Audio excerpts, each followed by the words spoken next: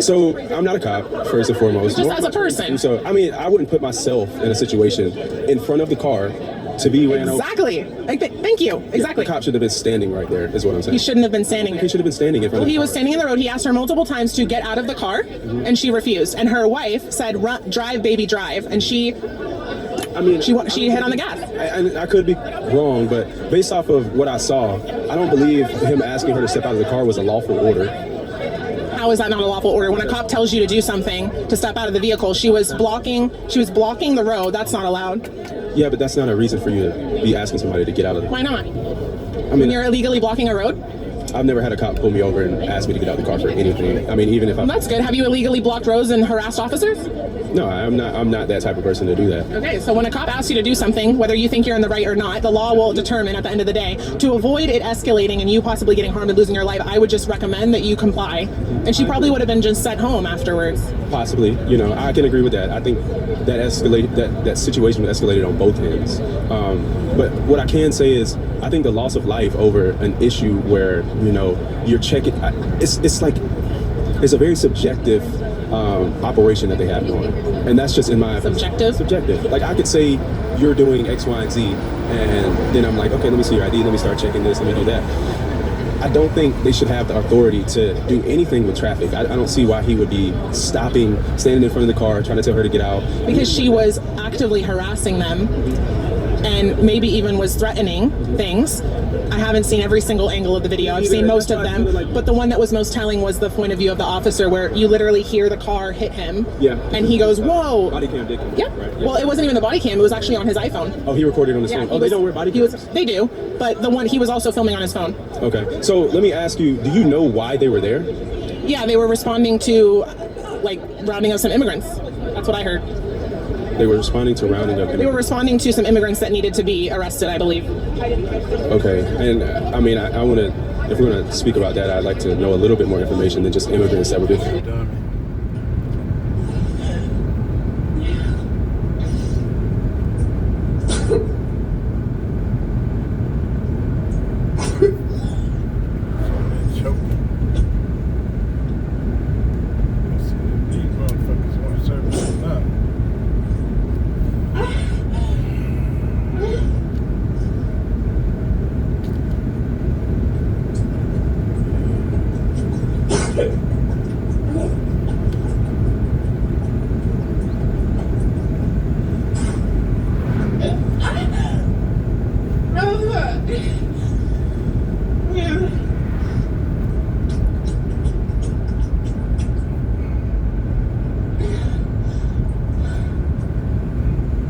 Now TMZ, I've been giving y'all the side eye throughout this entire Nolan Wells investigation because of how y'all been reporting things.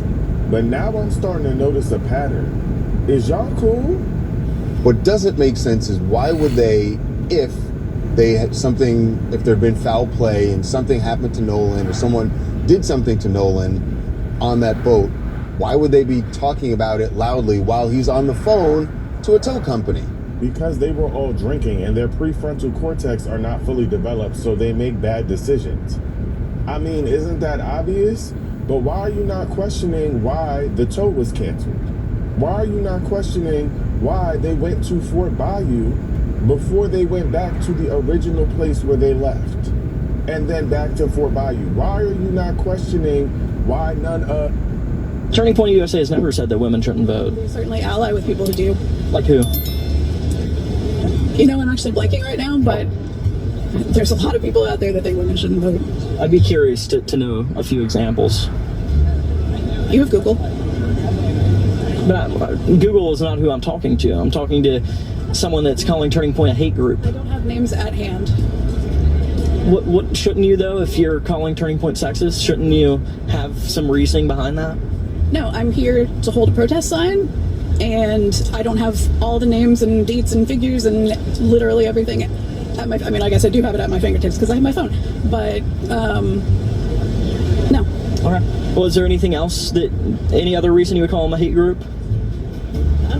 Racist, sexist, is there anything else? Anti-queer. Anti-queer. What do you mean by anti-queer? Well, they're anti-gay, they're anti-trans.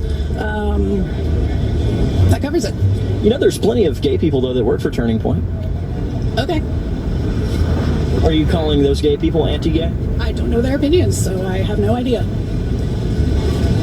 So could you point me to an example of what they said that's anti-gay? Well, they're anti-trans. Yeah. I mean, transgenderism is a mental illness. It's not.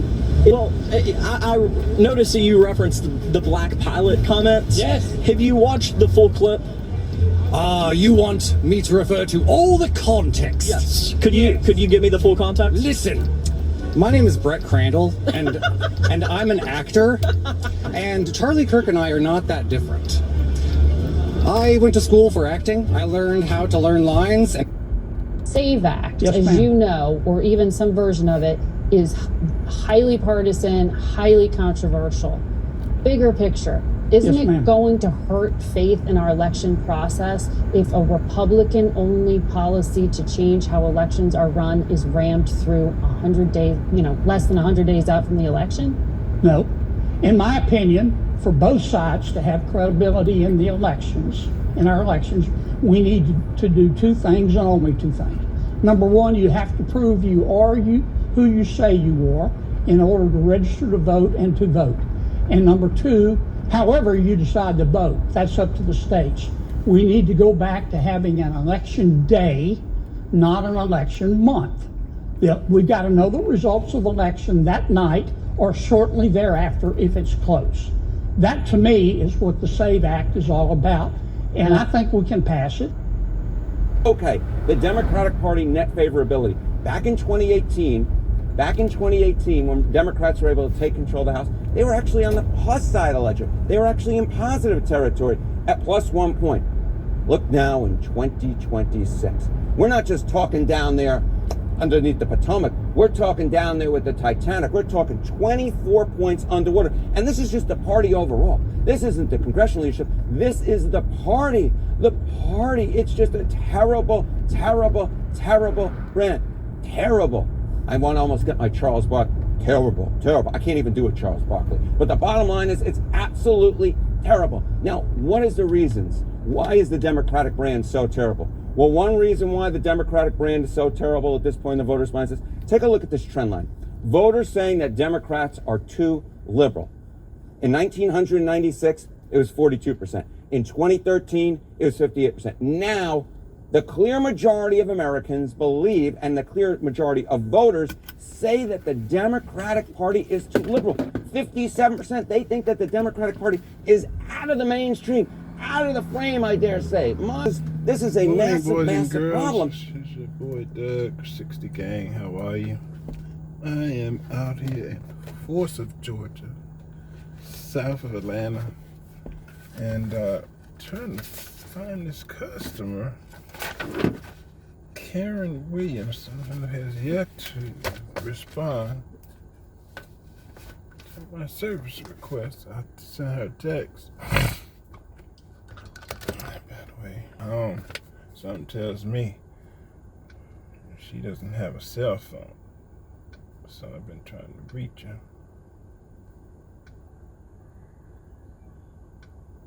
There we go.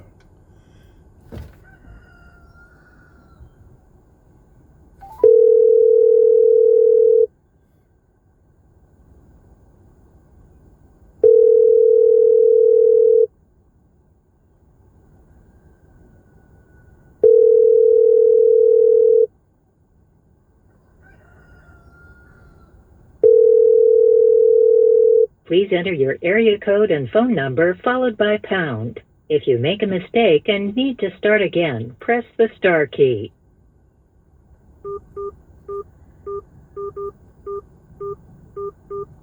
Please enter your password followed by pound. If you make a mistake and need to...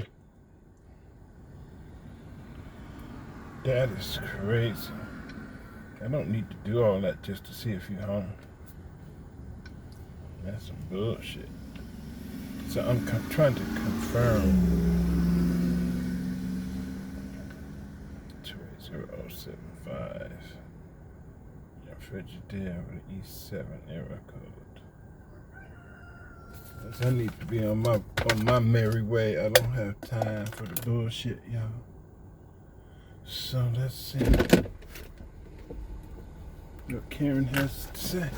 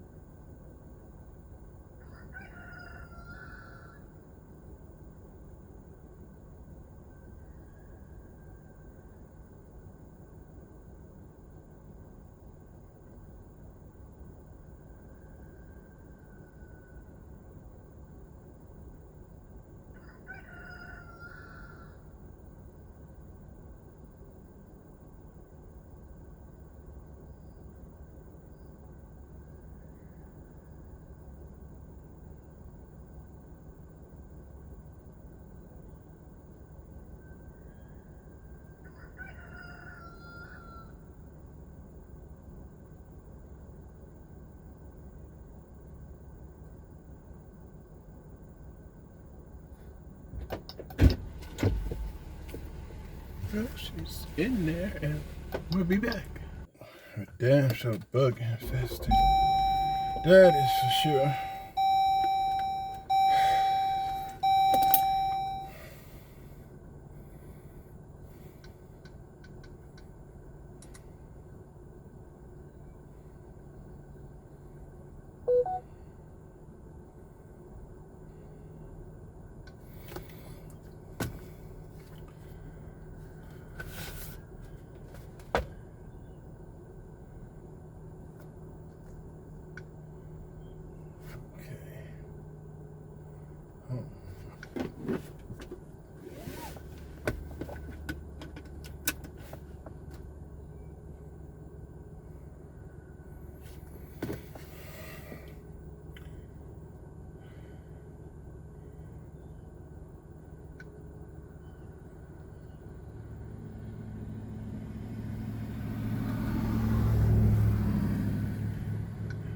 You don't see my error.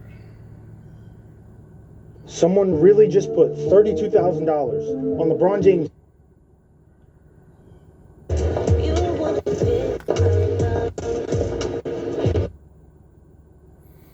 Let's go home.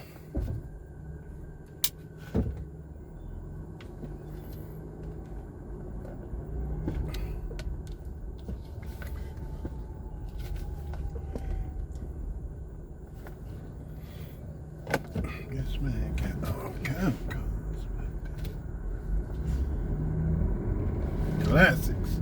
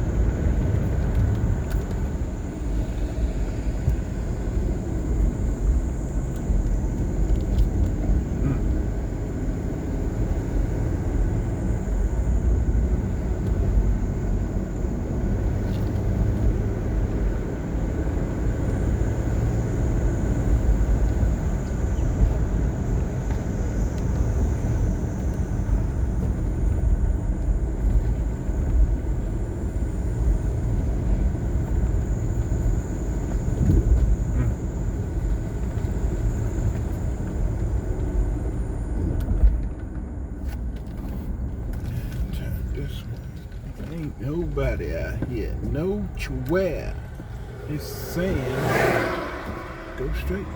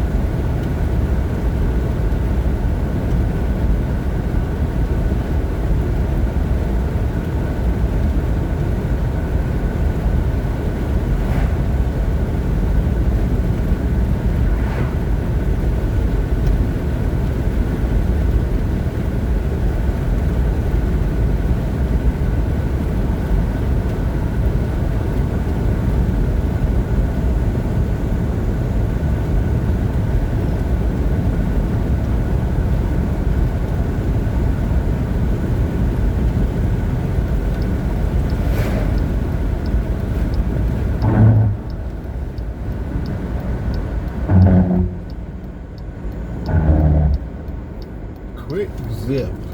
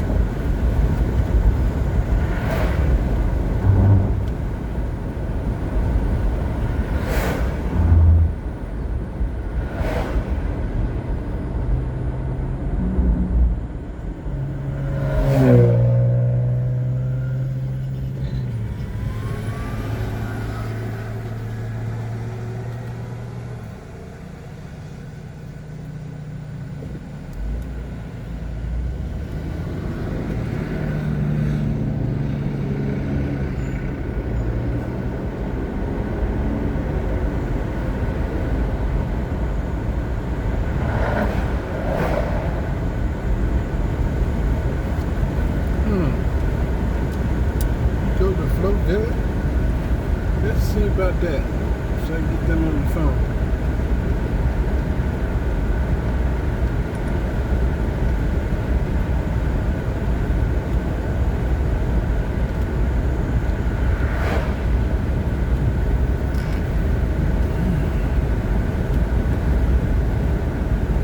Joseph.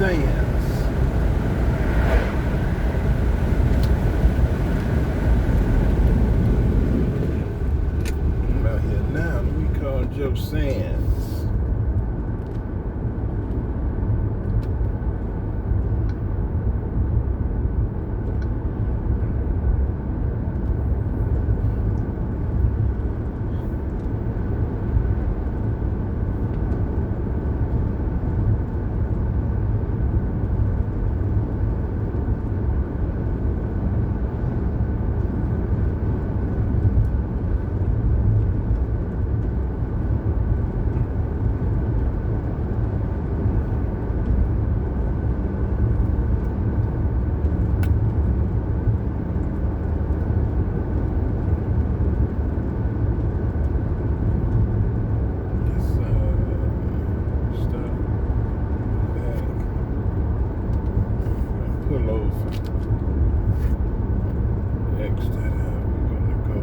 Redirect ourselves to 1344.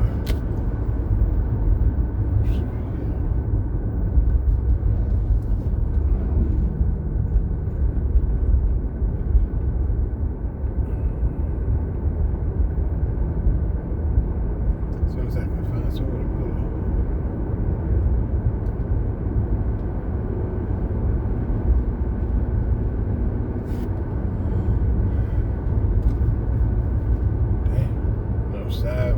No way to pull over. Stop by flow limit. Let's see.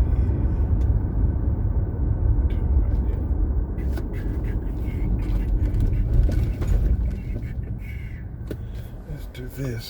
Because I've been trying. 1344.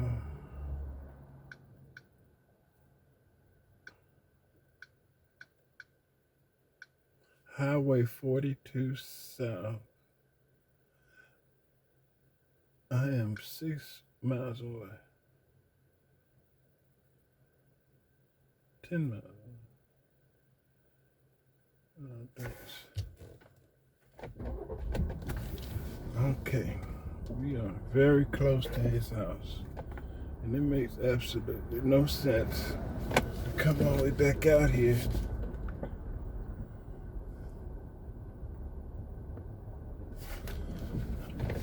I'm this close. Let's see.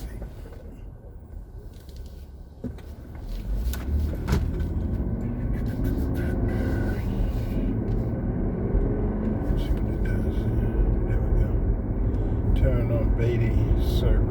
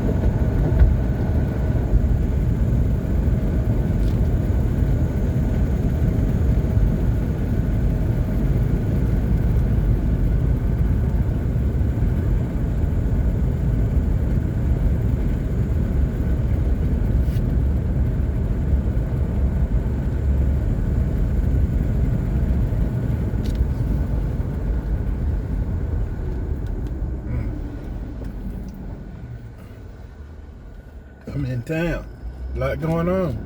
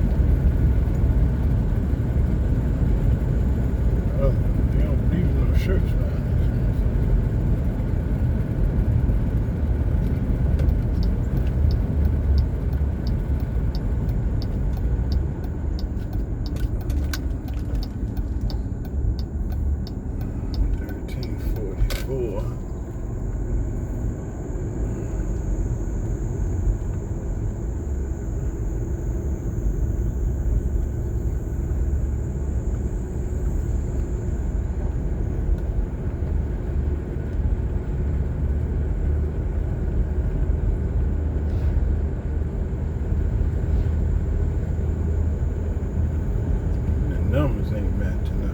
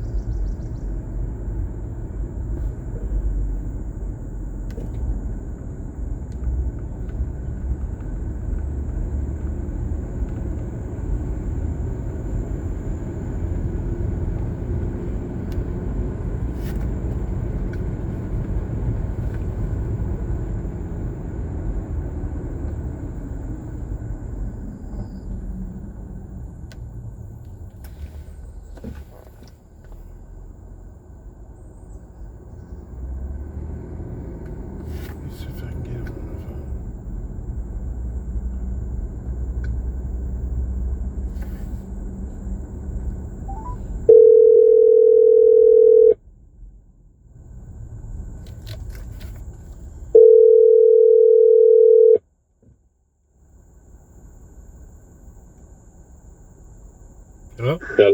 Hello? Hello? Yeah, is this Mr. Sands? Yes, this is. My name's Doug Monroe, and I'm with your warranty company on your Samsung dryer. Yes, sir. I was on my way to Forsyth when I realized I need to see you about your dryer. I'm on highway, it says I'm on Highway 42, but I don't see your mailbox. I was trying to call you, but I had no signal till just now. I'm trying to see if I can come by and see what's going on with your dryer right quick. Okay, yes, sir. You might need to help me because I am lost. I put the GPS in, right? And it says Cenie Road, C-E-N-I-E Road. I'm straight off of 42 right below the Fresh Yard Barbecue. Okay, so is there any other street I can put in? Because I'm in, it's not taking me to your house. What else can I put in? Hold on. I'm gonna turn around because it said 1344 Highway 42. 42 South. 42 South. And I touched it, but I'm on some old road called Cenie or something like that. Oh, you don't went too far down. Yeah, you went too far down. It's down there by Indian Springs State Park. Yeah, when you went that way, you came down, stood round about by the Dollar General? I didn't see a Dollar General, but I looked like I came through a town. I'm turning around going back. I'm from Atlanta, so I am The mailbox numbers ain't matching up, ain't nothing matching up. I'm going back to where I was so I can give you some kind of idea. I know I crossed the street and it looked like it was a general store and something else was going on. Yeah, it's a roundabout. Then let me give y'all something you can find me. It looked like it was a general store. I didn't pick up the name or something. It looked like I was right downtown Florvilla. Oh, okay. Oh, I'm going back to it so I can give you something.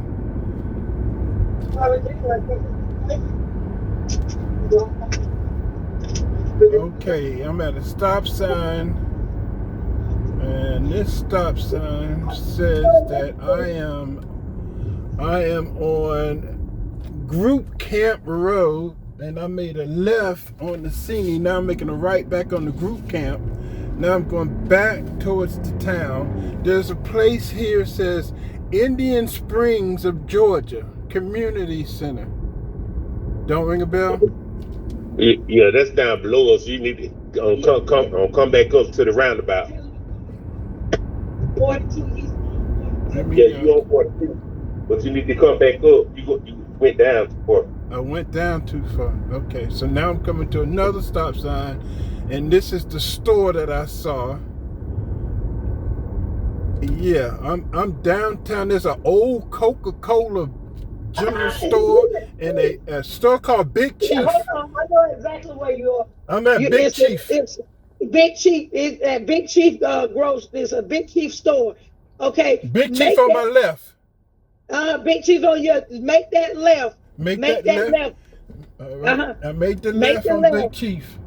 Now it says home decor gifts, custom doors. I see a bunch of American flags. I'm going the right way? Wait a minute. I'll turn around. Go ahead. Did you do you see? Was it when you was at Big Chief where that store at? Did you see a church right across the street from you? Yeah, the Big Chief was on. The Big Chief was on my left shoulder. Okay, now I'm at Indian Springs State Park. Okay, keep going. Keep going. Yeah, come on up. Come on up. All right. Yeah, come on up until you get to the roundabout. You're gonna come up to. Well, you about 2 miles from the roundabout. And when you get to the when you get to the roundabout, that's come on make like you making a C. Gotcha. The third turn. And then you're gonna pass a fire station that's gonna be on your left. You got to work with me now. So you got to slow down. Okay.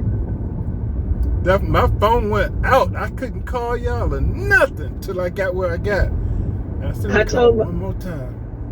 I told my husband. I said, "Have that man called you yet?" They asked me, "Do I go to Florilla?" I said, "Who?" Yeah. You blink your eyes. I'm actually from New York, so you know that was even worse. Oh yeah. Oh yeah.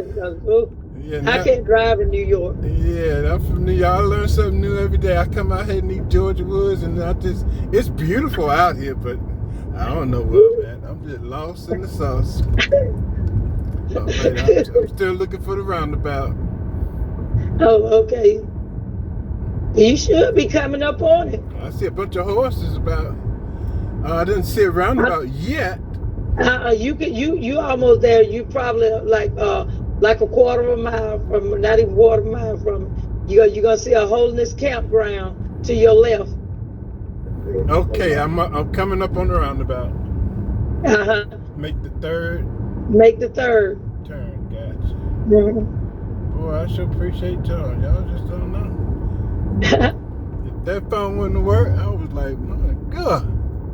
Yeah. I'm at the Dollar. I see the Dollar General. Yeah, All right, so third turn. This is one. All right, now Dollar General on my right, and I'm straight out. Now keep straight out on 2342 North. You see the fire station? I'm looking. It's gonna be on my right or left? It's gonna be on your left. And the house is also gonna be on your left. Okay. The house is gonna be like 1, 2, like the third driveway. You'll see my husband standing out. You'll see a bunch of cars to your left. Everything to your left. You'll see my husband standing out with his bright orange shirt on, Okay. and it's gonna be I just passed the fire station. Mm-hmm. Okay, now is the house next to it? No, come on, come on. You're not gonna miss us. You're gonna see. I see you now. I see You're in the now. truck. I see you now. I see you. Thank you so much. Please go to bed.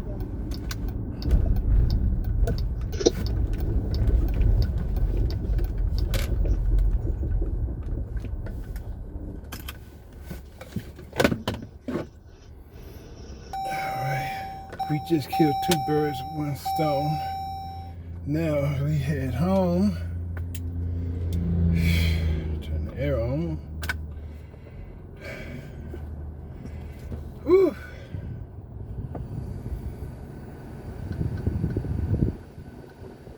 Okay. Next, we'll go back to the ticket.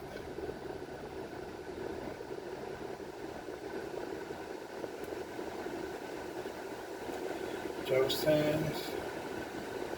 That has been completed.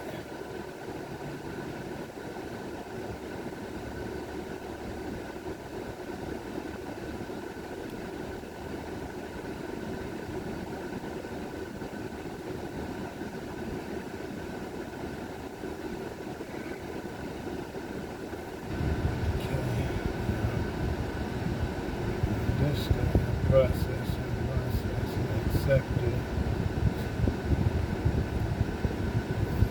We're gonna look stuff up here. Let's go to the grid. So I don't have no jobs. Okay. Let's go home.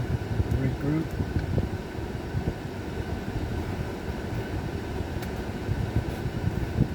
Let's go home. 2 birds with 1 stone. Today, as he has officially asked the Supreme Court to allow him to block mail-in ballots before the midterm elections. This is sparking, obviously, a major meltdown from the media and definitely people who lean left. But what is the truth and what are the facts? We're going to talk about it in the video. Let's start with what the president said earlier at a rally. You read recently in New Jersey where tremendous numbers of people who found out that they were on the voter rolls totally illegally, and that's all over the country. That's nothing compared to what's going on in California and Minnesota and so many other states. And hopefully there will be no mail-in ballots. Mail-in ballots are inherently corrupt, except for illness, disability, military deployment, or travel. If you're in the military, you're far away, absolutely.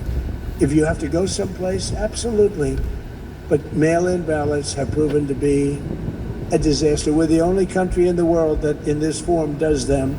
Now, let's get into this order a little bit more as it calls on the Postal Service to restrict the delivery of mail-in ballots in states that don't hand over a list of eligible voters. Understand something. According to the presidential address that happened a week or so ago from the president, he stated at least 250,000 people that they could find, not from blue states, by the way, because they wouldn't hand over their voter rolls, that they could find that were non-citizens registered to vote. In New Jersey alone, 400 of them actually participated in the election.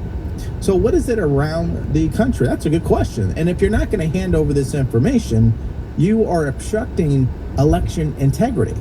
It also directs the Homeland Security Department and SSA to create a list of verified absentee voters, which the Postal Service would refer to when delivering ballots, and threatens to withhold federal funds to states that don't comply with the order. This is the president and the White House essentially doing whatever they can to at least live up to some type of election integrity. The Senate has yet to pass the Save America Act. It seems like they're not going to be able to depend on them to do the right thing. And so this is what the president is doing. Let's go to CNN's legal analyst, and I don't think he's on board with this. Take a listen.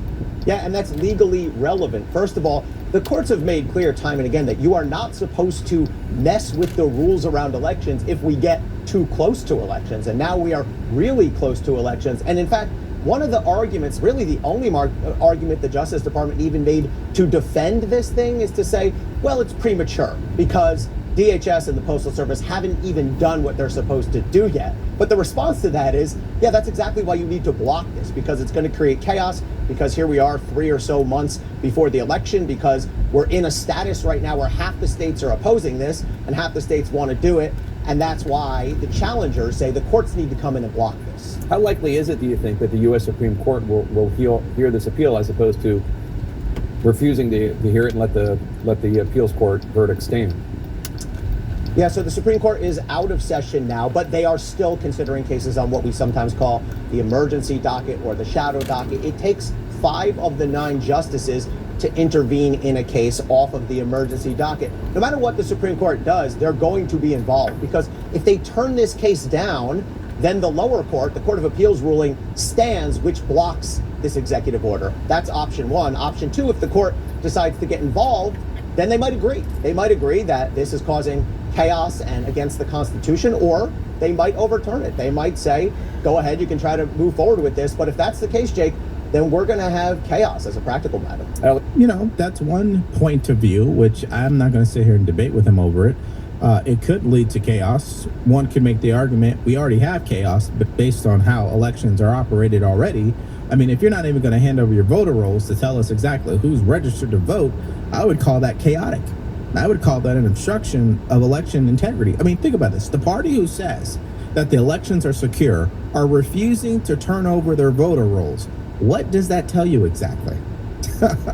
I think you know exactly what it tells you. But it's not going to stop their pundits from going on CNN and saying this about the president. If you are China or Russia and you want to weaken American democracy, you've hit the gold mine. He's doing their job. I mean, literally, their but job. it's the president of the United States who has done more to damage Americans' faith in their elections than anybody on the planet. Putin couldn't That is buy an incredible this. statement. He's tried to buy this on Facebook, and he's probably bought these ads on Facebook. But Putin couldn't buy this. But no level ad on of Facebook. Yeah, influence. okay, there's an ad on no, Facebook. this is the president and everyone around him adding to this, and it has real pragmatic, deleterious effects down ballot, right?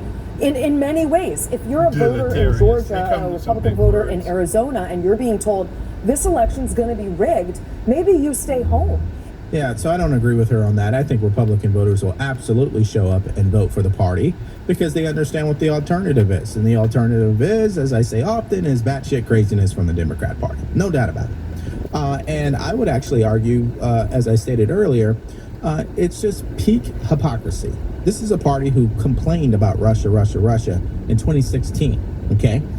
Then they brought it up again in 2020.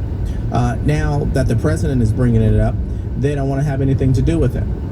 That's a separate issue from mail-in ballots, by the way. I'm just showing you what's going on. But on that point of mail-in ballots, I mean, listen, there is always going to be trade-off. So if they can get this done now, the trade-off will be this is too close to the midterm elections and may cause some havoc. That's true.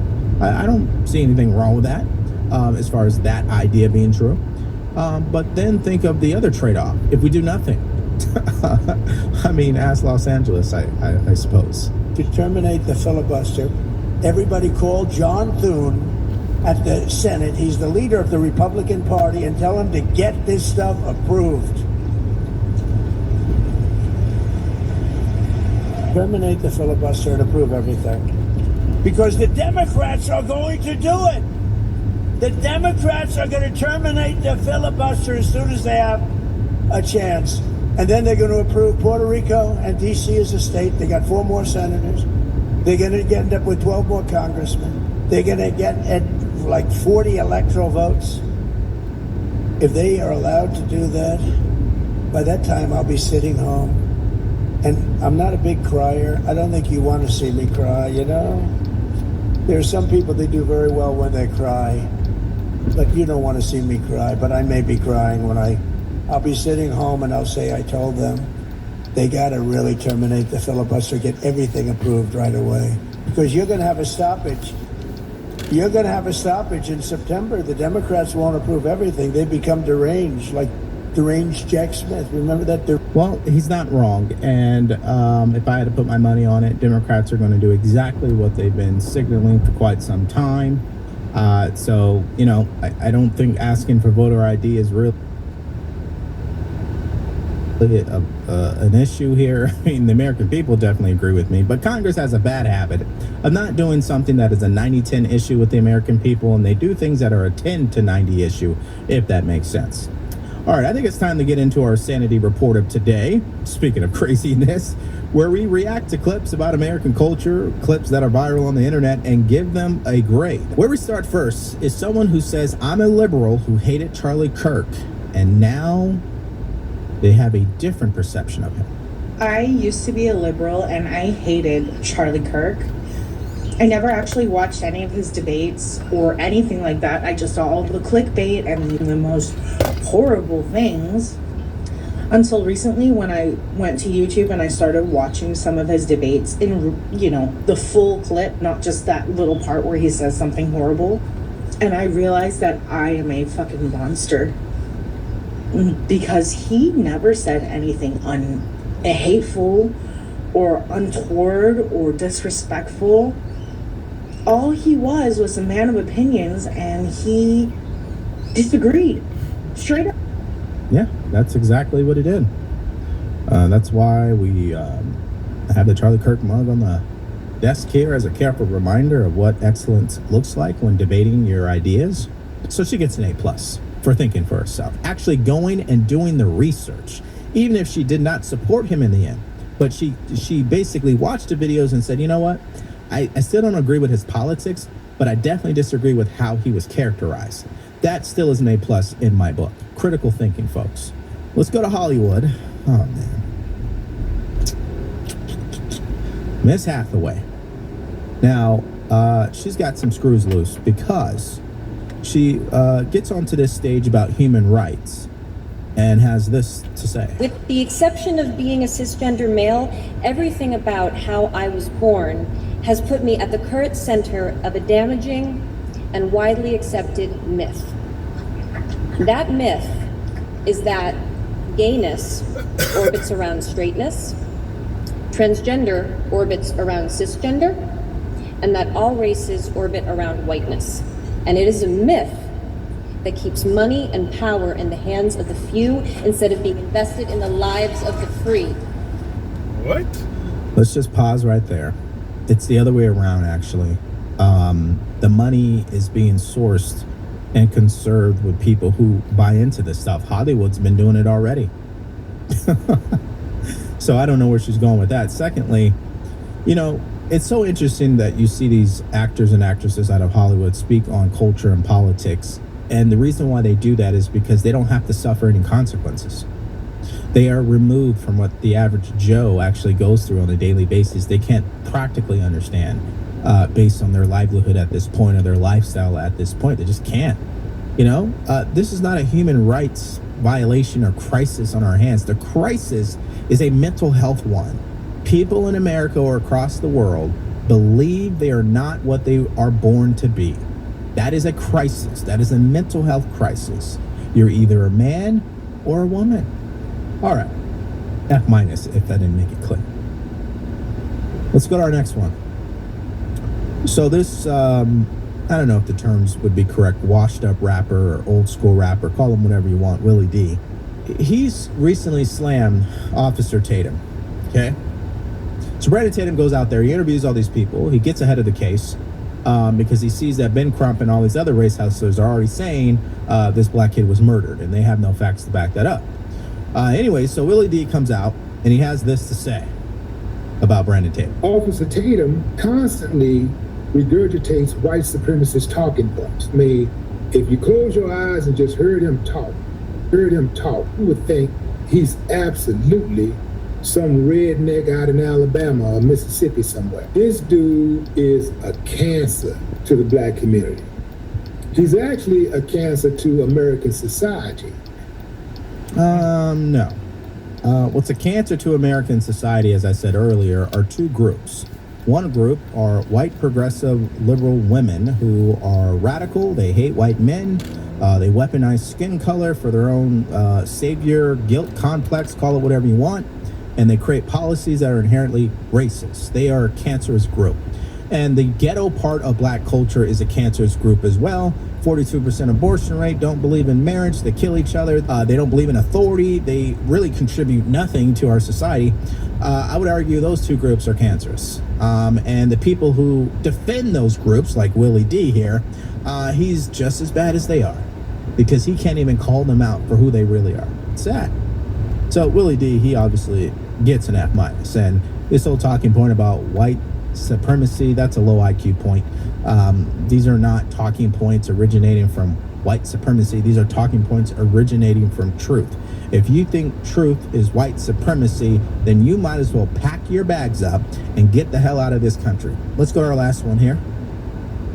So Sophie Cunningham, as you guys know, recently came out, delivered a common sense take regarding men playing in girls' sports, which shouldn't exist.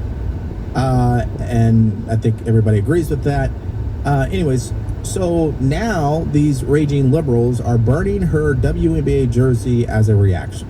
Let's hear it. This jersey used to represent someone I respected as an athlete. Today it represents something I can't support anymore.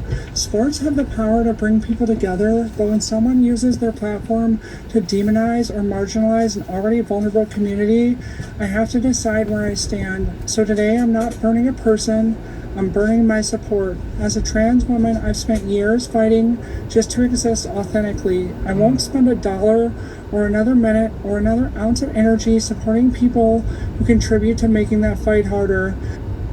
Okay. It's funny how she says, or he says, or whatever he is. It's a dude, actually. It's funny how he says that he's been fighting to live an authentic life. I mean, what's more authentic than being the gender you were assigned at birth? Secondly, I don't know why we have a problem in America where we have to announce our problems with people. Like, I don't like what you said, so I'm going to unfollow you. I don't like what she said, so I'm going to burn her jersey and record it and then put up a message on social media. Who are you exactly? I don't care about how you feel, man. What are you accomplishing there? You're just accomplishing, really on my behalf, confirmation that you're mentally in a crisis, okay? You got some screws loose. If you're going to take the time out as an adult and burn a sports jersey, that's high school stuff. Sad. F-. No question. Schultz buying stock in a company called Viasat, and it really caught our eye because it was the first time we'd seen her buy the stock. It was the first time we'd seen any member buy the stock. Okay, so Debbie Wasserman Schultz sits on the Appropriations Committee and the Subcommittee on Military Construction. That's not a good look right off the bat. And then in December, it was announced that Viasat would be awarded part of like a $4 million NASA contract, and the stock just rose. Looks like they got another big contract also with the Department of Defense right after the NASA contract. A couple years ago, we saw Representative Susie Lee buy stock in a company called Rheinmetall, which is a German defense contractor, which, I mean, that rang alarm bells for us because it's like it was a stock we hadn't really seen any members trade before, and obviously very tied into U.S. defense policy. It's like they're doing a lot of work with the Army lately. Tank modernization, I bet there's big money in that. Susie Lee sat on a committee on military construction, and since then the stock's risen like I think 250%. Last year we saw Senator Mark Wayne Mullen buy stock in a company called Badger Meter, which really caught our attention because Badger Meter makes automated water meters, and Senator Mark Wayne Mullen sits on the Senate Committee on Environment and Public Works, and we learned that the EPA had recently passed a mandate basically encouraging cities to switch to automated water meters. The year following the trade, Badger Meter stock rose around 40% before Senator Mark Wayne Mullen closed his position. I don't know if you know about this, but a bill just hit the House floor this week that would hold every member of Congress accountable for corruption. And it had bipartisan support. It passed the committee. It had the votes to pass. And Hakeem Jeffries just told his entire caucus to vote it down. Not because it goes too far, because it would expose what Democrats have been doing behind closed doors for years. And of course, the media isn't even covering this. They don't want you to see what's in the bill or why leadership is so desperate to kill it. So let me show you exactly what they're protecting. A new report just dropped. Congress made, ready for this, 6,170 stock trades in just 16 months. 56% of those trades overlapped with industries those same congressional people, the same Congress members were actively regulating. And in Bill Hakeem Jeffries just killed, it would have forced every single one of them to stop the insider trading. That's why he blocked it. Not because it wasn't strong enough, because it was too strong.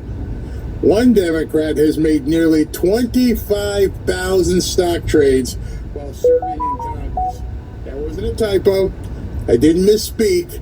25,000 trades.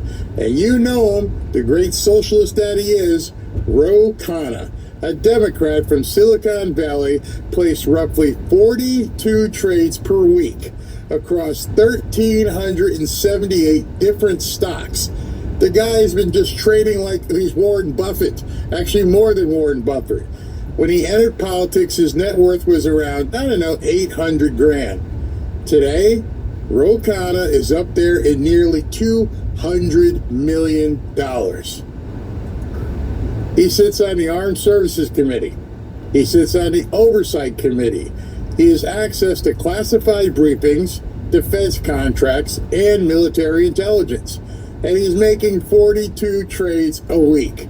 One man, Ro Khanna, one man accounts for nearly 25% of all congressional stock trades on record. And you probably thought Nancy Pelosi was the bad one.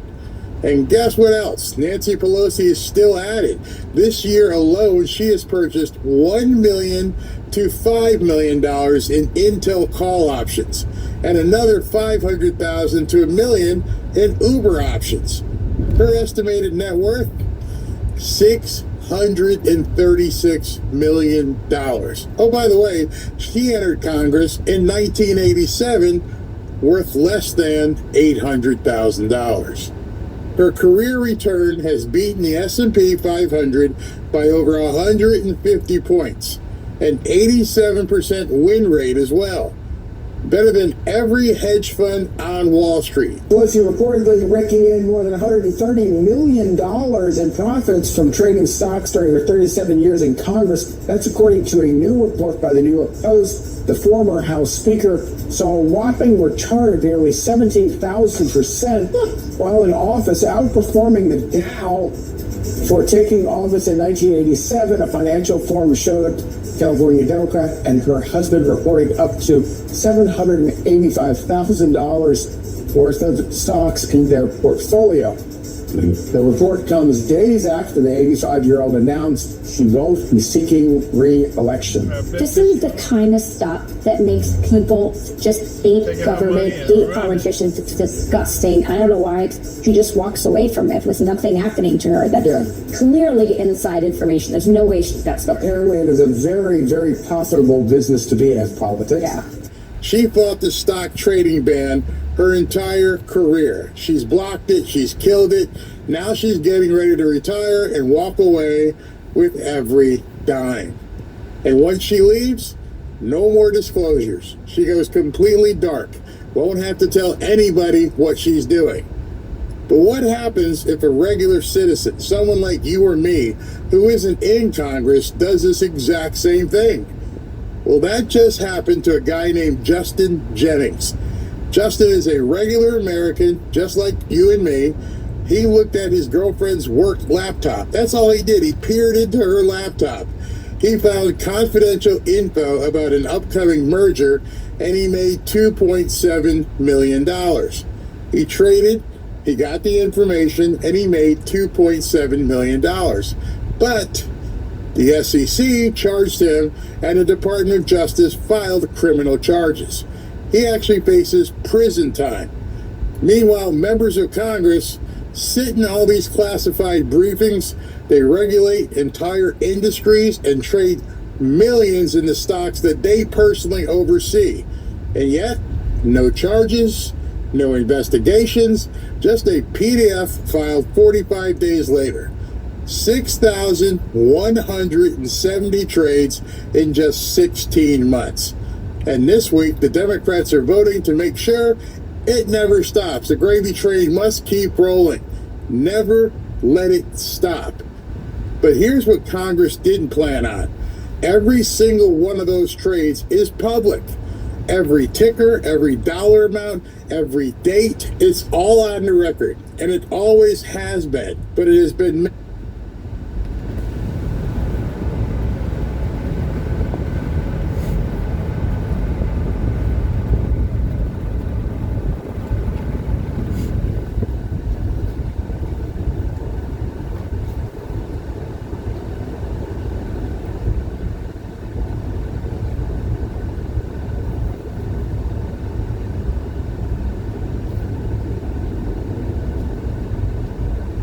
made specifically hard to find by these same corrupt congressional people.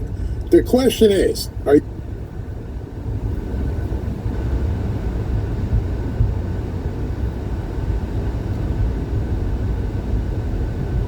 following the money? Because my next guest has spent 20 years doing exactly that. And what he's found will change the way you think about investing forever. My guest today is Ross Givens. He's been on the show a few times, and he's been following this closer than anyone. Ross knows exactly how these people operate. Congressional members like Nancy Pelosi, Ilhan Omar, Ro Khanna are actually profiting off the backs of hardworking patriots. Ross is a 20-year veteran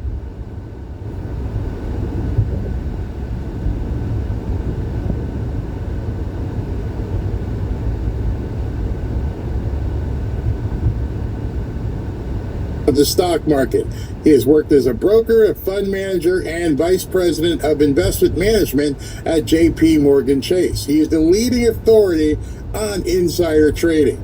And when I first heard Ross explain exactly how this works and how it's actually legal for them to do this, I couldn't believe it myself.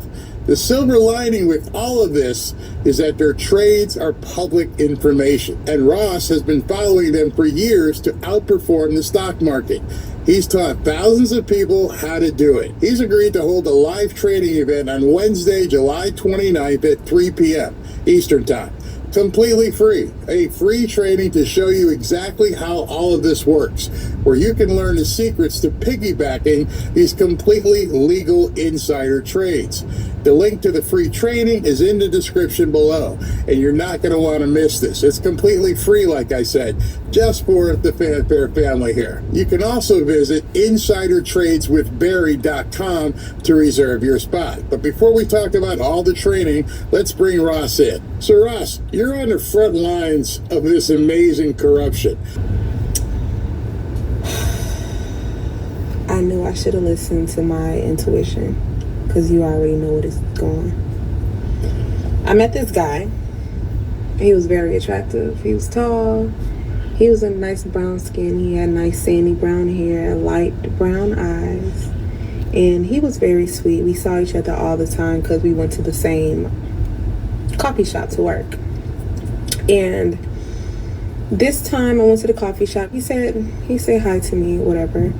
And he had never really said hi to me before, but I was looking cute that day. And so as the days went on, I came back and he gave me a note. And he was like, "Hey, I hope you're having a great day." And he gave me his number. And I thought that was so sweet. I thought it was so sweet. And I was like, oh. But this guy, he's like, the way he looked, he was like, he had like an emo look. He had like those gauges in his ears, and which wasn't really something that I liked. He rode a motorcycle. He was cool though. So I got his number and I started texting him. And right off the bat, his energy was weird. Like I'm texting him, "Hey, how are you?" Introducing myself, talking to him or whatever. And at first I was like, why wouldn't he just say hi? But he just slipped a note. Okay. Why wouldn't he speak to me in person? He just slipped a note. I thought it was cute. And so I'm texting him. His energy's a little weird. He's a little standoffish. Okay, so I like to play a game before I really get to know somebody. And so we played this question game, and he was asking me if I was married, if I had kids, normal standard type of questions. But it came off a little too direct to me, like he wasn't like really flirtatious. But I think it's because he had noticed the ring on my finger. The ring is a ring that I bought myself. And so me and this guy, we start dating. We had phone call conversations or whatever, and the vibe was there. We had a good time. We eventually went on a date. The date was good. He told me what he was looking for in a woman, and he told me that he's ready to get married and settle down, and he wanted to have more children because he already had 2, right? And I'm like, okay, I have 2 children too, so that works out. He had a daughter around my kid's age, and that's perfect because I do want a daughter, and his daughter being around my kid's age was cool because that means I ain't gotta have another kid. And so time goes on again, and he slips out the fact that. Let me stop her right there. So this is Atlanta. She met this guy. He's an emo. She said they worked at a coffee shop. I think that's what she said. Maybe my hearing may be off. But it's weird. It's funny how women say stuff that people are weird if it's just something that you're not used to. It's weird. I guess that's always subjective when it comes to that. He slipped a note playing these little small games, and he has kids, you got kids. So evidently he wasn't too weird unless you were just bored. But let's see where this story takes us, guys. Let's continue. Oh, he said he was talking about, I forgot, he was joking about something, about choking on, I don't know, something he was choking on, I don't know. And I was like, damn, relax. Like he was choking on some water or something, and he started joking about dying or whatever. And he said, at least I got enough to give all my kids something. I said, oh. He said, my daughter, my son, and the twins. I said, twins? That's what right. twins are you talking about? I got twins. And he said, I told you I had twins. Well, I don't really know if they mine yet. I'm gonna show you a picture of them. People saying they don't look like me, so I don't really know. He showed me these freaking twins, and they was like 9 months old.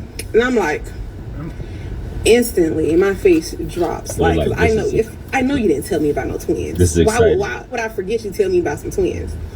He's gaslighting me at this point, telling me, oh, I told you. Nah, you ain't telling me about no twins, right? And so days goes on, and I told him I'm not really feeling that. I'm not really feeling the fact, because I feel like he was lying, and I ain't really trying to get into no bullshit. You got like 3 different baby mamas now at this point, because the 2 is pushing it. Now you got twins. The twins are young. I ain't really trying to mess with him like that or whatever. So I end up cutting him off. We stopped talking. And so about a month later, he comes back around, and he came back correct. First off, before I even cut him off, he was acting weird anyway. Like, he would stop texting me randomly, like disappear, stuff like that. So I was like, I ain't feeling that anyway. I ain't got time for it. He would stop texting because I guess I would like to know, because you felt like he should be texting you all the time. Is that what you mean by that? It's just a question, but you wasn't feeling that. You let him come back because he lied. You cut him off, but he came back. Okay. She's looking away like it all sounds as y'all young and say cap, because she keeps looking away and when she's talking. Whatever. So, after I cut him off, he came back around, and he came back around correct. I know that you're the woman for me. I really want to be with you. I really want to work on our communication. We're saying all the right things. He's coming correct. He's apologetic. He's affirming how he feels about me. He's planning things out. He's telling me how he wants to move going forward. And I'm like, okay, cool. So I asked God, I said, okay, I'm going to give this a chance. So I pray about it. I asked God, all right, Lord, I'm asking you to reveal anything about this man that I need to know, like, what's up with him. And I called in all my angel guys, and I said, let me know. I want you to reveal anything that's going on with this man. And when I tell you, was revealed. Hold on. This is 5 minutes, but hold on. Boy, was it freaking revealed. I said, Holy Spirit, guide me and tell me about this man. What's up with this man? And we had just, like I said, things were going well. We were really communicating. He was really being very open with what he's doing with his day. Because a big issue was he kept disappearing. Oh, I was asleep all day. Sorry. I was asleep all day. And I was like, okay. Right. I just woke up. Sorry. And so this time he was going, I think he was out of town somewhere. He went out of town to go pick up a Jeep. He had just bought a Jeep. And so I was tracking, he sent me his location. I was tracking his location, whatever, to see what was going on. And then for some reason he cut the location. And I was like, okay, that's weird, whatever. And so I was calling him. It was like 2, 3 o'clock in the morning because he was supposed to come to my house by 12 after he came back to town. And so I was calling him and I was calling him and he wasn't answering the phone. And of course, I'm the type of person, I think you in a ditch somewhere. So I'm like up all night like, oh my God, something happened to him. He just got this really good job and now he got this car and he died. That's what I'm thinking in my mind. Or whatever. So a couple hours went by again and then he ended up calling me. Oh, sorry, I was so tired. I fell asleep on the So he gave you his location. A lot of these stories people be talking about, that you got my location. Who's pushing for this location stuff, first of all? And yes, to me, man or woman, that is a red flag when they always say, I was just too tired. I was just out and about. I was just too tired. When somebody says that, they really not feeling you. They not rocking with you like that. They just full of shit majority of the time. I'm not saying there aren't exceptions, but when they saying stuff like that, come on, man, you got to do better. Pulled over and went to sleep. Okay, whatever. But he told me that he was coming over still. I was like, okay, whatever. So he gets to my house and he was like, this is the first time we've seen each other since we started talking again. And he gets to my house and he was like standoffish, like, hey, how are you? After all the stuff that he was saying about his butthole hurts, be together and all this stuff, it was weird that he was acting standoffish. Like, okay, like he barely gave me a hug. He was on his phone doing his own thing. We laid down, we got in the bed, and he turned over and just was like to himself. And I was like, okay, nigga, we hadn't seen each other in forever. Okay, so fast forward to me praying about the situation. So I prayed about the situation, and because this time he went on another trip to go see his son for the Super Bowl. And I called him again and he wasn't answering phone. I texted him, he wasn't texting. I'm like, okay, he's with his son, whatever. But something told me to look him up because in my mind I'm thinking, okay, this is weird. He probably got a girlfriend, he's probably married or something like that. So I never had his social medias or whatever because he was a little bit older than me. At the time I was like 29 and he was 37, I think. Aren't y'all in like a relationship though? Like you never had his social media, you never bothered to ask. He's coming through clapping. This just seems suspect and weird, but let's get back to it. 38. So he wasn't really on social media like that.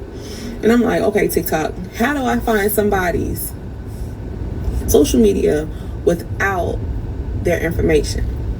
And so I was looking, and they said, oh, you can search up this picture. You can search up his picture on this website called Pim Eyes, P-I-M Eyes, like E-Y-E-S. Okay. So I took that information and I looked them up.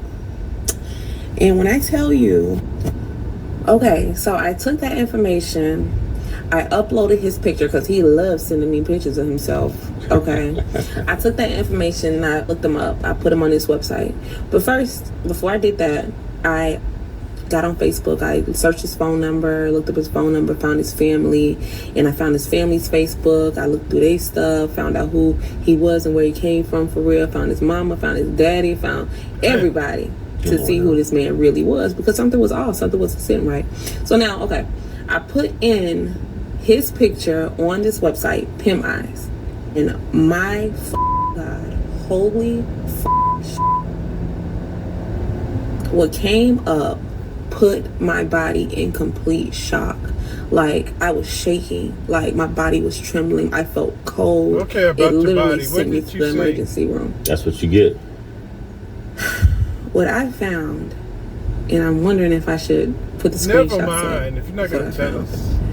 But what I found was blacktranniesdating.com, singletranniesdating.com with his picture on there. Goodness. His picture came up and it pinged to a website for dating black trans people. And at first I thought maybe somebody was catfishing. Maybe somebody used his pictures, right?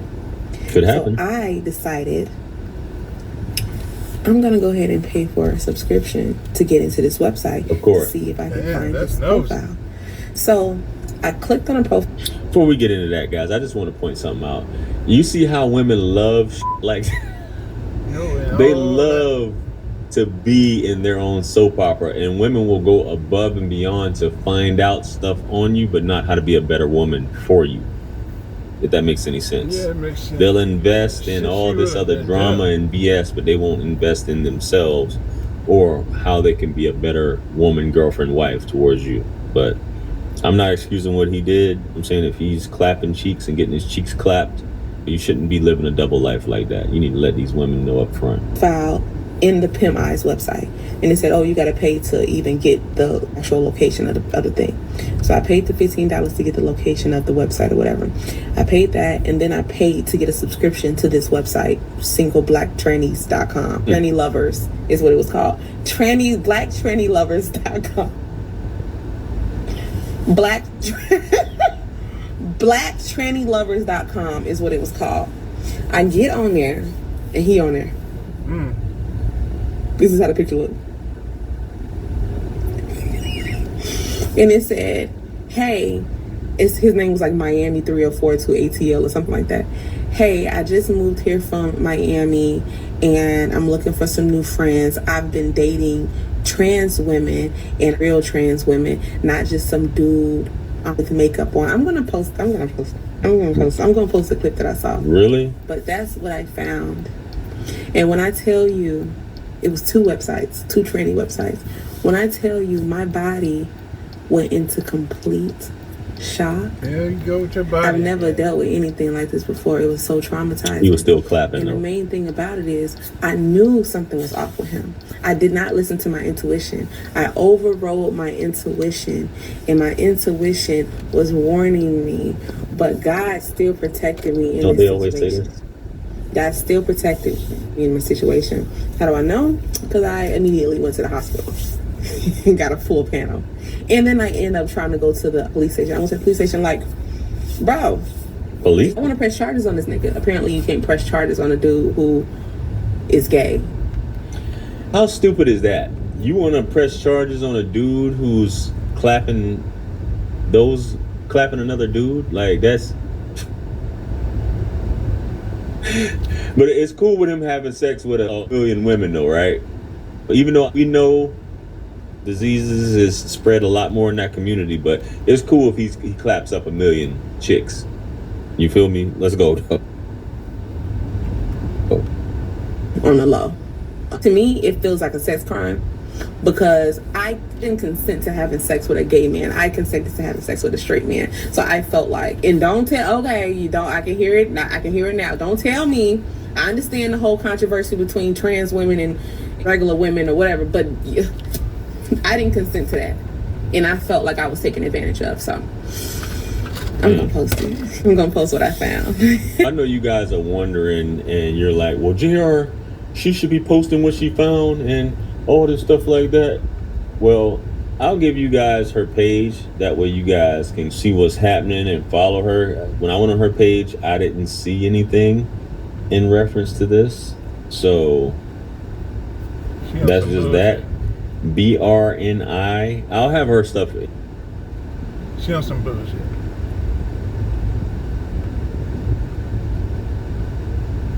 Below, but if you guys want to look her up, it's underscore people who run away from their own country.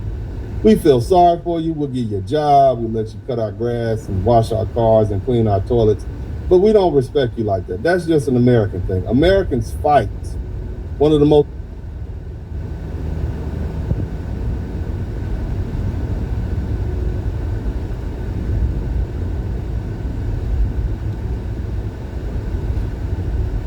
American things you can do is fight.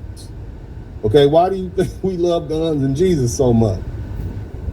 Jesus gives us the motivation, guns give us the ability to do it, and barbecue is the award when we win. America, Jesus, I mean, keep it real simple. I know, that's so unsophisticated. Yeah, but you know what? Y'all say a whole lot about what Americans don't have, and then a whole bunch of Europeans came over here and they were befuddled and bedazzled at the same time by Walmart. Like, oh my God, they have air conditioning. I just want y'all to think about that. So again, this is our country. But let's do this. I'm gonna wrap this up. So I keep hearing the same sob story from the TPS holders. What about our children? Let me give y'all some numbers. What about the kids? That when everything else didn't work, what about these American children that we had while we were here temporarily? The children didn't apply for TPS. You understand? The children didn't create the situation.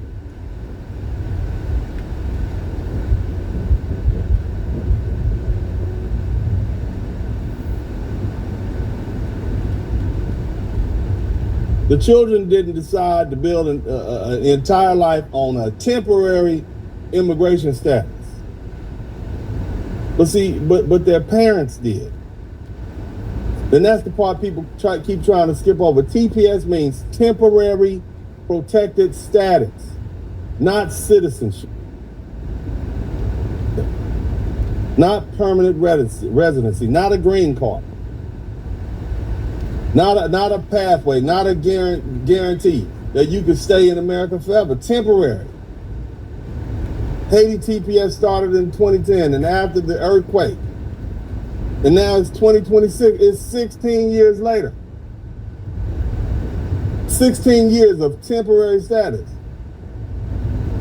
Some people are already here before that, meaning some have been in this country for 8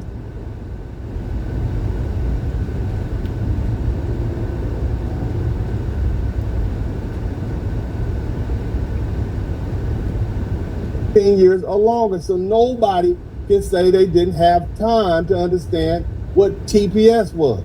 Nobody can say they didn't know it was temporary. Nobody can say they didn't know their status depended on the federal government continuing to renew it. And yet, while living under temporary status, many of these people got so comfortable, they decided to start breathing. Yes. They made long-term plans and acted like temporary meant permanent status. And that's not a foundational Black American problem. That is not an American problem. That's not a Black American problem. That's not a white American problem. That's not our problem. But since they keep saying, what about the children? Let's talk about the children. Let's talk about the numbers. Did you know that Haitian TPS holders have had over 34,000 kids in the United States? Some say up to 50,000. They've had up to 50,000 children in the United States on temporary status, meaning at least one of the parents had a child, whether it be man or woman. Think about that. That means tens of thousands of children were born into or living inside of households where the adults knew their immigration status was temporary. Tens of thousands of children now being used, right, throwing them up in the media as an emotional argument after their parents spent years acting like temporary status meant permanent status. The children, it's not their fault. But my question is this: whose fault is it? It certainly is not it's not Black Americans' fault. We didn't create it, and we didn't make that baby with you. We didn't create TPS. We didn't terminate TPS. We didn't issue the Supreme Court decision. We didn't revoke anybody's work permit. We didn't tell anybody temporary protection was a citizenship status. See, the responsibility belongs to the adults who got comfortable on temporary status. It belongs to the politicians and the lawyers and the activists and the community leaders who supported those people who kept blurring the lines between temporary protection and permanent belonging. That's where the blame belongs. And don't try to shift the blame on us. You don't get to spend years disrespecting foundational Black Americans and our children, calling us and our children dirty Black Americans, talking down to us and our children, calling us lazy, saying that we don't know what to do with our citizenship, benefiting from our civil rights protection we fought for. And then when your immigration status collapses, you come running with a sob story, holding up your babies, talking about what about the children? We care about children. We do. We're very compassionate people. That's pretty much all Americans. But caring about children doesn't mean we're responsible for the adult decisions that created that situation. That's the distinction. And let's be legally honest. America can deport you, okay? But America can't deport your U.S. citizen children. If your children were born here, they're citizens. But you as a parent, you made an adult choice, and you got to deal with the consequences. You can take your children with you, though. You can arrange for them to stay with some lawful guardians. You can pursue whatever legal relief may still be available to you. But what you don't get to do is use that 34,000 to 50,000 U.S. citizen children as a human shield against accountability while blaming foundational Black Americans for federal immigration decision we didn't make. That's not going to work. Again, you knew that the T in the TPS stood for temporary. You knew it had to be renewed. You knew it wasn't citizenship. You knew it wasn't permanent residency. You knew it wasn't guaranteed. And after 16 years, or for some of y'all, 18 years or more, you can't stand here and act shocked that the word temporary finally caught up with you. That's not racism. That's not Black Americans turning on you. That's not foundational Black Americans betraying you. That's the status you had been treated like, okay, treated under, and you had coming to fruition, temporary. Here's the other thing. Hard for us to feel sorry for y'all. Y'all love Haiti. You said our culture is better. That's what y'all said. You said your people are better. Now, the Europeans said they love America more, but the Haitians said Haiti is better. And when I look at Europe and I look at Haiti, if I had to choose between one, I'll probably go to Europe. But nevertheless, you all said, we just need to work harder. You said we need to be more disciplined. You said that you're not like the foundational Black Americans. You said that all that with all that confidence, you had all that air in your chest when you thought America was going to keep protecting you. Well, now you have the opportunity to go prove how much better Haiti is. You can go make Haiti great again. Go take that work ethic you brag about and put it into your own country. Go take them children, little American children that you had here. Take them back to your culture and show them what a superior culture looks like. Go and build your schools and build your hospitals and build your roads and courts and businesses and institutions and get your political house in order and make it safe and build an economy and a future. That's what foundational Black Americans had to do. We didn't get any help. We didn't get any help. We didn't have a foreign country to run to. We went to Kansas and Ohio. We didn't have a homeland awaiting us. We didn't have temporary protection. We didn't have humanitarian parole. We didn't have the government program promising us. We had slavery, Jim Crow, segregation, lynching, exclusion, poverty, redlining, police violence, and institutionalized racism. And we still built churches and schools and historically Black colleges and universities and businesses and Black neighborhoods and civil rights organizations and legal networks and political machines and music, culture, and institutions. The whole world benefits from right now. So don't come at us crying because you got comfortable inside of a temporary arrangement. You always the side chick. Don't tell us your children make you untouchable. Don't tell us your family decisions are our political responsibility. Don't tell us your temporary status became permanent just because you stayed long enough to build a life on it. And don't tell us that foundational Black Americans owe you protection after y'all spent years disrespecting the very people whose struggle created the protections you've been using. That is over. And hopefully, once y'all build Haiti up, your country isn't invaded by some unwanted, disrespectful house guests who show up after all your hard work is done and start claiming they built your country. I hope they don't come there and use your institutions and benefit from your struggle and take advantage of your labor and disrespect your people and then blame you when their temporary welcome run out. Because that's exactly what many of you all have done up here. So again, don't shift the blame on the foundation of Black America. We didn't do this. Your children didn't do this. Your status was temporary.